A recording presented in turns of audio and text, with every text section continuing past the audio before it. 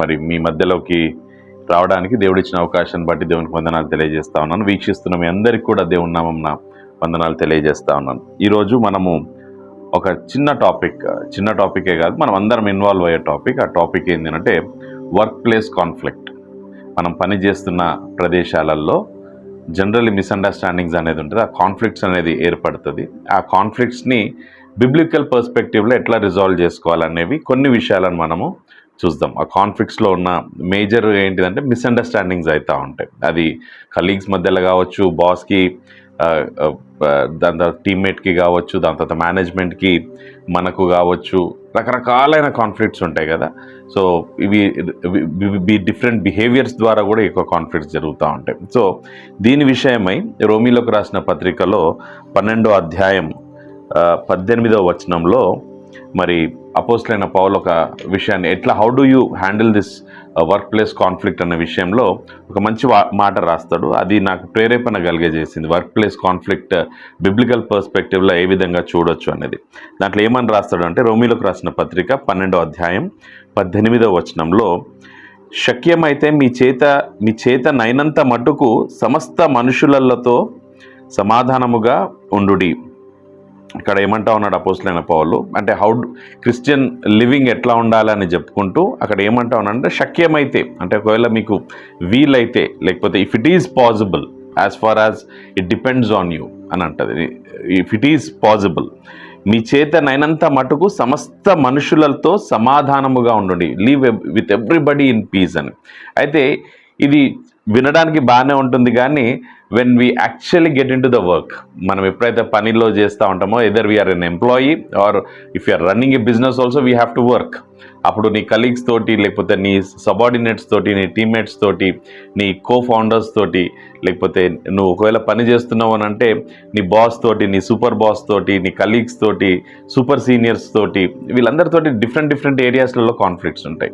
అయితే అక్కడ అపోస్తలుడైన పౌలు అటువంటి సిచ్యువేషన్స్ని ఉద్దేశిస్తూ ఏమంటామంటే, if it is possible, as far as it depends on you, live at peace with everyone అని అంటా ఉన్నాడు. ఇది నిజంగా ప్రాక్టికల్గా మనం ఏ విధంగా చేయొచ్చు అనేది, how do we do it చెప్పడానికి చాలా బాగుంటుంది. కాన్ఫ్లిక్ట్స్ ఉన్నాయన్నా, ఆఫీస్ పాలిటిక్స్ అన్నా, అసలు భరించలేము, ఆఫీస్లో రకరకాలైన ఇష్యూస్ ఉంటాయి, అది ఇదని చెప్తా ఉంటాం. కానీ how do we handle this అనే దాని మీద కొన్ని ఇది 2 పార్ట్స్లో నేను వీడియో తీస్తాను. ఫస్ట్ పార్ట్లో ఒక 5 ఏరియాస్ మనం చూద్దాం, how do we handle this అనేది. సెకండ్ పార్ట్లో ఇంకొక 5 ఏరియాస్ చూద్దాం. ద ఫస్ట్ 5 ఏరియాస్ ఈ ఫస్ట్ వీడియోలో చూద్దాం. అయితే దీంట్లో పాల్ చెప్తున్నది ఏంటి అంటే, as far as it depends, as far as if it is possible, as far as it depends on you, live at peace with everyone. Maximum try చేయాలి మనము. We have to live in peace with everyone, either it is super senior and all these things. ఇది కొంచెం difficult task. అయితే ఈ difficult టాస్క్ని మనము పర్ఫెక్షన్లోకి తీసుకొని రావాలి అని అంటే, we need to understand that God owns everything. ఈ ప్లానెట్లో ఉన్న సమస్తము, యూనివర్స్ అంతా కూడా it is God owns thing. అయితే when God owns this everything, maybe someone who is in conflict with you is also owned by God. And దాని తర్వాత వాళ్ళ సీనియర్ కానీ, లేకపోతే జూనియర్ కానీ, అందరినీ దేవుడే, హీ ఓన్స్ ఎవ్రీబడి.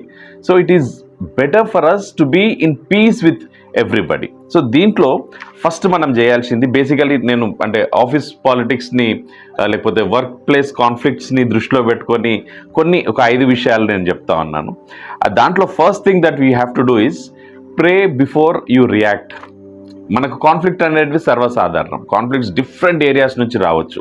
అది రైట్ ఫ్రమ్ యువర్ రిక్రూట్మెంట్ నుంచి కానీ, నీ అప్రిషియేషన్ కానీ, నీ ట్రైనింగ్ విషయంలో కానీ, లేకపోతే నువ్వు how do you maintain your relationships కానీ, సేల్స్లో ఉంటే కస్టమర్ ఇష్యూస్లలో కూడా, ఇది నా కస్టమర్ అంటే ఇంకో సేల్స్ ఎగ్జిక్యూటివ్ వచ్చి ఇది నా కస్టమర్ అని చెప్తా ఉంటాడు, వీరి విల్ బికమ్ ఏ కాన్ఫ్లిక్ట్. ఇట్లా రకరకాలైన కాన్ఫ్లిక్ట్స్ ఉంటాయి. హెచ్ఆర్ డిపార్ట్మెంట్ తోటి కాన్ఫ్లిక్ట్స్ ఉంటాయి, ఫినాన్స్ తోటి కాన్ఫ్లిక్ట్ ఉంటాయి, ఆపరేషన్స్ డిపార్ట్మెంట్ తోటి, లాజిస్టిక్స్ డిపార్ట్మెంట్ తోటి కాన్ఫ్లిక్ట్స్ ఉంటాయి, కస్టమర్ రిలేషన్షిప్ మేనేజ్మెంట్ డిపార్ట్మెంట్తో కాన్ఫ్లిక్ట్స్ ఉంటాయి. సో డిఫరెంట్ ఏరియాస్లలో డిఫరెంట్ కాన్ఫ్లిక్ట్స్ ఎట్లా రైజ్ అవుతాయి అని అంటే డిఫరెంట్ ఆస్పెక్ట్స్ ఉన్నాయి దానికి. Somebody could be jealous on you, somebody could want to show an authority on you, somebody లేకపోతే నిన్ను సబ్డ్యూ చేయాలని చూస్తుంటారు. రకరకాలైన బిహేవియర్స్ తోటి మనం డీల్ చేస్తూ ఉంటాం. కాబట్టి పాల్ చెప్పేది ఏంటంటే live in peace with everybody as if it is possible with you as far as it depends, live in peace. అయితే దీంట్లో first how to do this అనేది మనము ఎప్పుడైతే ఆలోచిస్తామో ఆ హౌ టు డూలో ఫస్ట్ పాయింట్ ఏంటి అంటే ప్రే బిఫోర్ యూ రియాక్ట్. ఒకరితోటి కాన్ఫ్లిక్ట్ ఉందనేసి నా కలీగ్ ఉన్నాడు ఒక అతనితో నాకు కాన్ఫ్లిక్ట్ ఉందని తెలిసినప్పుడు don't jump in to conclusions or don't become judgemental immediately. ఆయన మీద ఏదో అట్టెట్లా చేస్తావు అది ఇది అనేసి పోకుండా first spend some time in prayer. When I say spend some time in prayer, I mean to say సెకండ్స్లలో మనం ప్రేయర్ కూడా చేసుకోవచ్చు. దేవా నాకు సహాయం చేయి, ఈ కాన్ఫ్లిక్ట్ వచ్చింది, నాకు కొంచెం సహాయం చేయి దేవా, నేనైతే ఏం తప్పు చేయలేదు. లేదా నీకు ఒక 2-3 days టైం ఉంది, ఇంట్లో కూర్చొని మంచిగా బైబిల్ చదువుకొని మెడిటేట్ చేసేసి మంచిగా ప్రార్థన చేసుకో. లేదా if you have 2-3 days of time, spend more time with God. కాకపోతే don't jump in to conclusions immediately and start shouting on them, start arguing on them. So this is the way of అంటే మనము how do we deal things అనే దాంట్లో ఇది కొంచెం ఎఫెక్టివ్గా ఉంటుంది అనేసి నేను అనుకుంటున్నాను. ఎందుకనంటే ఫిలిప్పీలోకి రాసిన పత్రికలో 4వ అధ్యాయం 6-7 నేను ఇంగ్లీష్లో చదువుతాను, దాని తర్వాత తెలుగులో చదువుతాను. In Philippians 4:6-7 what it says is don't be anxious about anything but in every situation by prayer and petition with thanksgiving present your request to God. దేవుని ముందల అది మనం ఆ పిటిషన్ని ముందలు పెట్టాలని చెప్తున్నాడు. తెలుగులో చూస్తే దేనిని గూర్చియు చింతపడకుడి, కానీ ప్రతి విషయములోను ప్రార్థన విజ్ఞాపనముల చేత కృతజ్ఞతాపూర్వకముగా మీ విన్నపములను దేవునికి తెలియజేయుడి. అప్పుడు సమస్త జ్ఞానమునకు మించిన దేవుని సమాధానము యేసుక్రీస్తు వలన మీ హృదయములకును మీ తలంపులకును కావలియుండును. సో దేవుని వాక్యం చాలా క్లియర్గా చెప్తా ఉంది ఏంటంటే don't just get in to conclusions, jump చేయొద్దు తొందరగా. It is our way of dealing things. మనం ఏ విధంగా డీల్ చేస్తామంటే first we take it to God. ఎందుకంటే నేను ఇంతకుముందు చెప్పినట్టు God owns everything. We just say, Lord, you made me to be in this particular organization. You made me to be as an executive here. You made me to be as a team leader here. Or you made me to be as a manager here. ఇది నువ్వు ఇచ్చిన ఫలము నాకు. So అప్పుడు ఈ సమస్య నాకు వస్తుంది, help me to deal with it. ఆ డీలింగ్లో కూడా మనం మేజర్గా చూడాల్సింది ఏంటంటే దేవుని సహాయం మనం కోరాల. So first thing is pray before you react. Don't just get in to conflict. దాని తర్వాత దేవుని వివేకం కోసం అడగాల. దేవా నాకు జ్ఞానం అనుగ్రహించు, ఈ యొక్క కాన్ఫ్లిక్ట్ ఏదైతే ఉందో దీంట్లో నుంచి నేను బయటికి రావడానికి, లేదా దీంట్లో నేను ఒక క్రీస్తుకు సాక్షిగా నేను ఉండేటట్లుగా నేను ఏ విధంగా ఉండాలి అనే దాని మీద మనం ఫస్ట్ దేవునికి ప్రార్థన చేయాలా, జ్ఞానం కోసం ప్రార్థన చేయాలా. దాని తర్వాత ప్రే ఆల్సో ఫర్ యువర్ కలీగ్స్. ఎవరితోటైతే నీకు కాన్ఫ్లిక్ట్ ఉందో, మేబీ నీదే ఉండొచ్చు తప్పు, మేబీ ఆయనది ఉండొచ్చు తప్పు.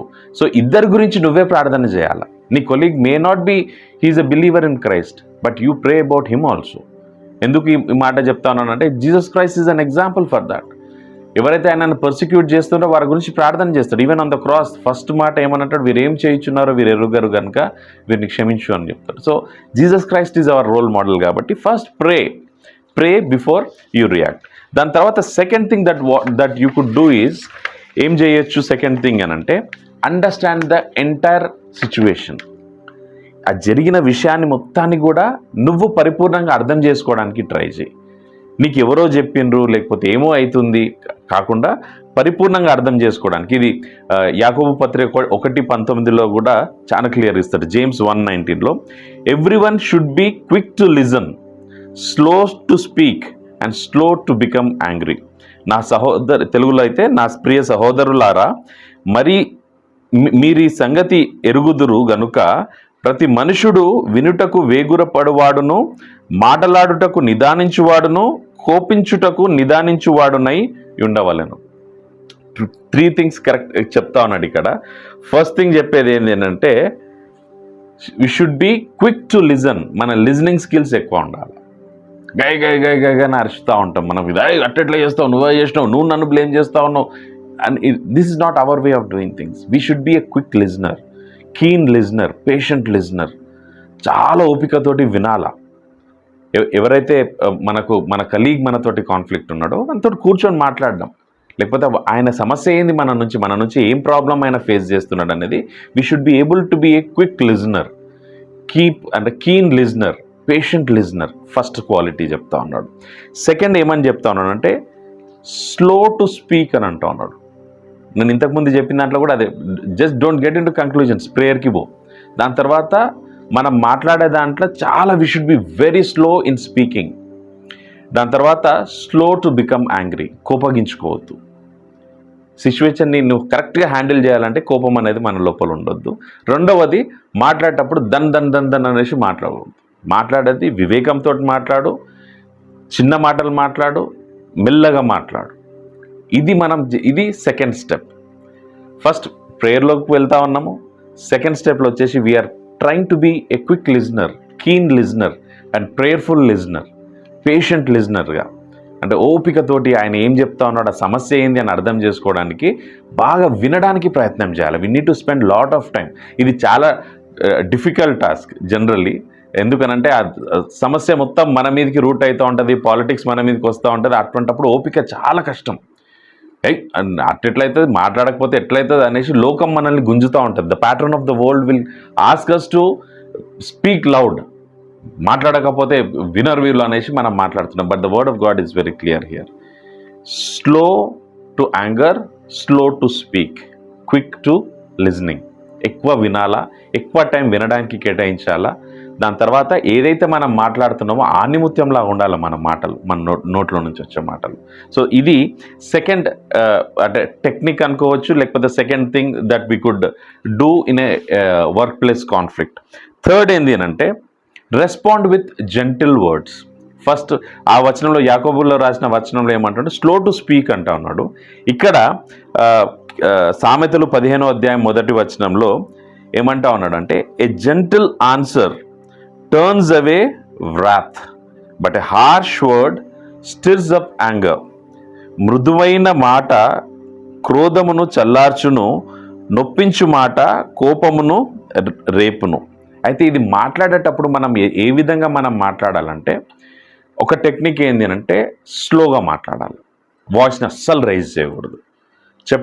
చెప్పండి నేను వింటా ఉన్నాను అనేసి మన టోన్ ఏదైతే ఉందో అది మ్యాక్సిమం లోవర్ టోన్లో మనము పెట్టాలి. ఆ కాన్వర్జేషన్ అన్నీ కూడా లోవర్ టోన్లో మనం తీసుకొని పోయినట్లయితే అవతల వ్యక్తి కోపంలో ఉన్నా కూడా మనం లోవర్ టోన్లో మాట్లాడుతున్నప్పుడు ఆబ్వియస్ హ్యూమన్ బిహేవియర్ ఏంటంటే ఆయన కూడా స్లోగా మాట్లాడుతూ ఉంటాడు. లేదా మనం రిక్వెస్ట్ చేయొచ్చు ఆయన, బ్రదర్ నేను చాలా స్లోగా మాట్లాడుతూ ఉన్నా, మీరు కూడా స్లోగా మాట్లాడండి, సమస్యను కంప్లీట్ చేసుకుందాం. అది ముఖ్యం మనకు, కానీ దీన్ని రెచ్చగొట్టుకొని ఒకరినొకరం తిట్టుకోవడం కాదు. సో స్లోగా మాట్లాడుకుందాం, let us fix this solution అనేసి అది మాట్లాడాలి. సెకండ్, కైండ్ వర్డ్స్ తోటి మాట్లాడాలి. సాతాను నిజంగా అవతల నుంచి రెచ్చగొట్టే మాటలు మాట్లాడుతుంటుంది, కోపం వచ్చే మాటలు మాట్లాడుతుంటుంది. నిజమే, హ్యూమన్ బీయింగ్స్ మనం కాబట్టి ఎమోషన్స్ని కొన్నిసార్లు మనము దాన్ని కంట్రోల్ చేసుకోలేము, మనం కూడా మాట్లాడుతూ ఉంటాం. కానీ ఇక్కడ దేవుని వాక్యం ఏం చెప్తుంటే జెంటిల్ వర్డ్స్ ఏం చేస్తుంది అంటే అవి జరుగుతున్న కాన్వర్జేషన్ని ఒక మృదువంగా తీసుకొని పోతుంది అని చెప్తా ఉన్నాను. So third technique is gentle words to be used, gentle words. Fourth technique ఇంకొకటి ఏంటి అంటే, ఇది ఎఫెసీయులకు రాసిన పత్రికలో 4వ అధ్యాయం 32వ వచనంలో అపోస్తలుడైన పౌలు రాస్తా ఉన్నాడు. ఎఫెసీయులకు ఏమని రాస్తా ఉన్నాడంటే, ఒకని ఎడల ఒకడు దయగలిగి కరుణా హృదయములై క్రీస్తునందు దేవుడు మిమ్మును క్షమించిన ప్రకారము మీరును ఒకరినొకరు క్షమించుడి. Be kind and compassionate to one another, forgiving each other just as in Christ God forgave you. దేవుడు మనల్ని, యేసుక్రీస్తులో మనల్ని ఏ విధంగా అయితే క్షమించిండో మనము అది క్షమించే గుణము మన లోపల ఉండాలి, ఆ మైండ్ సెట్ మన లోపల ఉండాలి. ప్రాబబ్లీ ఆయన తప్పు చేస్తే మనం దాన్ని డ్రాగ్ చేసేసి వాడిని సిల్వ వేసేసి వాడిని ఆఫీస్లో నుంచి ఎల్లగొట్టిపించడు, అది కాదు. ఇట్ ఈస్ ఆల్వేస్ బెటర్ మనము క్షమించే వారిగా మనం ఒకవేళ ఉన్నట్లయితే, అంటే మన మైండ్ సెట్ అట్లా ఉండాలి. ఇంకొకటి, we should be like let go of అన్నట్టు. అనంటే ఏదో సరే మిస్అండర్స్టాండింగ్ అయింది మా మధ్యలో, సరే ఆయన ఏదో ఇబ్బంది పడ్డాడు, నాదేం తప్పు లేదు, ఆయనదే తప్పు ఉంది, కానీ కొంచెం నా మీద ఏదో ఇబ్బందిగా ఉన్నట్టుంది. So let go of thing లాగా క్షమాపణ గుణం ఒకవేళ మన లోపల ఉన్నట్లయితే అది క్షమిస్తే సమస్య ఆడికి ఎండ్ అయిపోతుంది. సెకండ్, అవతల వ్యక్తికి నీ మీద ఉన్న అంటే నువ్వు ఇన్ఫ్లుయెన్స్ చేయడం స్టార్ట్ చేస్తావు. నీకు తెలియదు అది, కానీ నువ్వు ఇండైరెక్ట్గా ఆయనను ఇన్ఫ్లుయెన్స్ చేయడానికి స్టార్ట్ చేస్తావు. ఎందుకు నేను ఈ మాట చెప్తున్నానంటే, యేసుక్రీస్తు మరి 33.5 సంవత్సరాలు ఈ లోకంలో ఉన్నాడు. 3.5 years మినిస్ట్రీ చేసిండు. తర్వాత ఆయన ఆ దొంగను ఎప్పుడైతే క్షమించిండో, ఆయన చేసిన మినిస్ట్రీ మొత్తంలో ఆయనకున్నది 12 మంది శిష్యులు. అందులో ఒక ఆయన బిట్రే చేస్తాడు. దాని తర్వాత ఇంకొక అతను వచ్చేసి జాయిన్ అవుతాడు అందులో. సో 12 members శిష్యులు అని మనం ఏదైతే అంటున్నామో, ట్రై టు అండర్స్టాండ్. ఒక 12 members శిష్యులతోటి ఆయన ఫర్గివ్నెస్ అనేది ఆయన చేయకపోయింటే ఇంత దూరం యేసుక్రీస్తు సువార్త రాకపోవునేమో. ఈరోజు వరకు ఆయన లీడర్గా హాఫ్ ఆఫ్ ద వరల్డ్ ఆయనను మా దేవుడు, మా రక్షకుడు, మా సేవియర్ మాకు నేర్పించింది క్షమాపణ అనేసి మనం ఎంత గట్టిగా చెప్పుకుంటాం కదా, అది మన జీవితాలలో కూడా మనం ఇంప్లిమెంట్ చేయాలి. ఇది ఏడ ఇంప్లిమెంట్ చేస్తాం ఈ క్షమాపణ గుణము అంటే మన ఆఫీసులలోనే ఇంప్లిమెంట్ చేయాలి. కొన్ని సందర్భాల్లో మన తప్పు లేకపోయినా వస్తుంది, సమస్య వస్తుంది మన మీదకి. అటువంటి టైంలలో మనం ఆ క్షమాపణ గుణం మన లోపల ఉంటే ప్రాబబ్లీ మనం ఒక పాత్ వేస్తూ ఉన్నాం. ఇంకొకటి, మనం ఆఫీస్లో నువ్వు కానీ నేను కానీ వేరే వాళ్ళందరం కానీ మనం పనిచేసేది దేనికోసం పనిచేస్తున్నాం అంటే we are working for a goal, the objective of our employer, లేకపోతే ఆబ్జెక్టివ్ ఆఫ్ ద ఆర్గనైజేషన్. అది సేల్సే కానీ హెచ్ఆర్ఏ కానీ, we are all working for certain objectives or certain mission and vision of the organisation. ఈ ఫర్గివ్నెస్ ఒకవేళ లేకపోతే మనం కొట్లాడుకుంటే ఏమైపోతామంటే we will be not working for the office, but ultimately we are ruining the office. దాంట్లో మనం పాత్ర వహించొద్దు as a believer in Christ. So మనకు ఉండాల్సిన గుణం ఏంటంటే let us forgive him, let go of things. Next day నుంచి వచ్చేసి మళ్ళీ హక్ చేసుకో, లేకపోతే షేక్ హ్యాండ్ ఇచ్చేసి work with him so closely that nothing happen between you and him. అంత మంచిగా వర్క్ చేసుకుంటా you should keep working for the goals of the company. That's how you need to do. దాని తర్వాత 5th point ఏంటిదంటే clarifications. ఎప్పుడైతే conflict వస్తుందో ఒక సహృద్భావ వాతావరణంలో ఒకరినొకరు ఏ మిస్అండర్స్టాండింగ్ చేసుకున్నారు, ఏ విధంగా ఎట్లా అనుకున్నారు అనే క్లారిఫికేషన్స్ చాలా క్లియర్గా పెట్టుకోవాలి. ఎందుకు నేను ఈ మాట చెప్తానంటే సామెతలలో 27వ అధ్యాయం 17వ వచనంలో ఏమంటాడు, as iron sharpens iron so one person sharpens another. తెలుగులో, ఇనుము చేత ఇనుము పదునగునట్లు ఒకడు తన చెలికానికి వివేకము పుట్టించును. ఎప్పుడైతే ఈ క్లారిఫికేషన్స్ మన మధ్యలో వస్తాయో, ఎప్పుడైతే మనం ఈ క్లారిఫికేషన్స్ మనము తీసుకుంటామో, అంటే ఆ మిస్అండర్స్టాండింగ్లో నుంచి కంప్లీట్ స్టోరీని అర్థం చేసుకున్నప్పుడు, నేను ఇట్లా అర్థం చేసుకున్నా, నువ్వు ఇట్లా అర్థం చేసుకున్నావు, మన మధ్యలో ఏడ కాన్ఫ్లిక్ట్ వచ్చింది అంటే ఈ పాయింట్లో కాన్ఫ్లిక్ట్ వచ్చింది, సో నేను ఇది కరెక్షన్ చేసుకుంటాను, నువ్వు ఇది కరెక్షన్ చేసుకో, ఈ విధంగా మళ్ళీ మనం కలిసిపోదాము అనే మంచి క్లారిఫికేషన్స్కి ఒకవేళ మనం తీసుకున్నట్లయితే బహుశా I think we will be working for the goal of the company.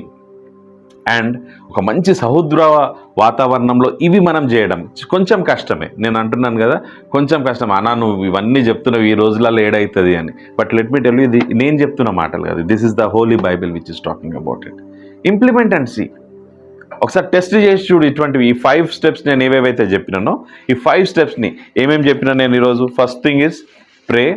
Second thing వచ్చేసి ఏం చెప్పినా, అండర్స్టాండ్ ద సిచ్యువేషన్. ఆ కాన్ఫ్లిక్ట్ ఎందుకు అరైజ్ అయింది అనే దాని మీద కంప్లీట్ అండర్స్టాండింగ్ ఉండాలా మనకు. We should be quick to listen, slow to anger and slow to speak అనేది మనం చూసినమాట.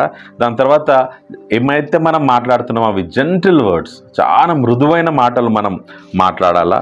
దాని తర్వాత క్షమాపణ గుణం మన లోపల ఉండాలి. ఈ 4 మన లోపల ఉండాలి. దాని తర్వాత 5వది వచ్చేసి క్లారిఫికేషన్ మనం తీసుకోవాలి. మనమే ఐరన్ షార్పన్స్ ఐరన్ అని అంటే, ఒక మనిషి ఇంకొక మనిషిని వివేకము పుట్టించును. ఎప్పుడైతే మనం మాట్లాడతామో, వివేకమైన మాటలు మాట్లాడతామో, అవతల మనిషికి కూడా అర్థమవుతుంది, అవునవును కరెక్ట్గా మాట్లాడండి ఆయన. మేబీ ఆ టైంకి నేను ఒప్పుకోకపోవచ్చేమో, కానీ over a period of time you will have an impression on him. And ఇవన్నీ మనం ఎందుకు చేస్తూ ఉన్నాము అని అంటే, God has appointed you in that particular situation, God has appointed you, God has given you that role. So నువ్వు ఆ రోల్ని పర్ఫెక్ట్గా నువ్వు నిర్వర్తించాలి. అది ఆ రోల్ నువ్వు CEO అయినా, ఉండొచ్చు, వైస్ ప్రెసిడెంట్ ఉండొచ్చు, ఎగ్జిక్యూటివ్ డైరెక్టర్ ఉండొచ్చు, లేకపోతే హెచ్ఆర్ మేనేజర్ ఉండొచ్చు, లేకపోతే ఒక సేల్స్ ఎగ్జిక్యూటివ్ ఉండొచ్చు, లేకపోతే నార్మల్ ఎగ్జిక్యూటివ్ ఉండొచ్చు, ఆర్ ఎనీథింగ్. వ్యవసాయంలోకి వస్తే ఒక కూలి పని చేసేటోడు ఉండొచ్చు, రైతు ఉండొచ్చు, దుక్కు తినటోని ఉండొచ్చు, రకరకాల జీతగానమైన ఉండొచ్చు. ఈ 5 విషయాలను ఈరోజు నేను చెప్తున్న ఈ 5 విషయాలను గిన్న మీరు ఒకవేళ ఎప్పుడైతే మిస్అండర్స్టాండింగ్స్ వస్తాయో, ఎప్పుడైతే కాన్ఫ్లిక్ట్స్ వస్తాయో, అప్పుడు ఇవి ఇంప్లిమెంట్ చేసి చూడండి, దేవుడు మీకు ఖచ్చితంగా హెల్ప్ చేస్తాడు. ఈ వీడియోని అంటే ఈ వాక్యాన్ని ఇక్కడి వరకు నేను ఆపుతా ఉన్నాను ఈ వీడియో ద్వారా. నెక్స్ట్ దాంట్లో 6 to 10 అంటే ఇంకొక 5 టిప్స్ అనండి, టెక్నిక్స్ అనండి, లేకపోతే స్టెప్స్ అనండి, ఇంకొక 5 ఉన్నాయి. పార్ట్ 2లో నేను చెప్తాను. అది రేపు కానీ లేకపోతే ఎల్లుండి నేను షూట్ చేసేసి అది కూడా అప్లోడ్ చేయడానికి ట్రై చేస్తాను.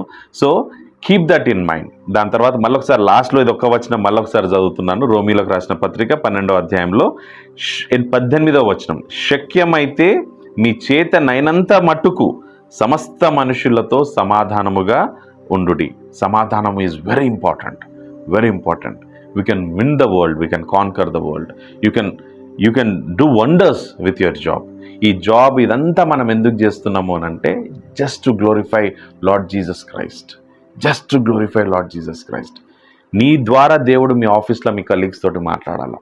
How are you resolving the conflicts? How good are you in forgiving? How good are you to listen? How good are you to speak? How good are you to use gentle words? How good are you in clarifying things? ఇవన్నీ నీ ద్వారా Jesus Christ is going to speak to your colleagues in your offices. So, conflict in workplaces is very common, but handling in a biblical perspective, I have given you 5 ways. ఒక 5 రకాలుగా చూసినాం. Next వీడియోలో ఇంకొక 5 ways మనం చూద్దాం.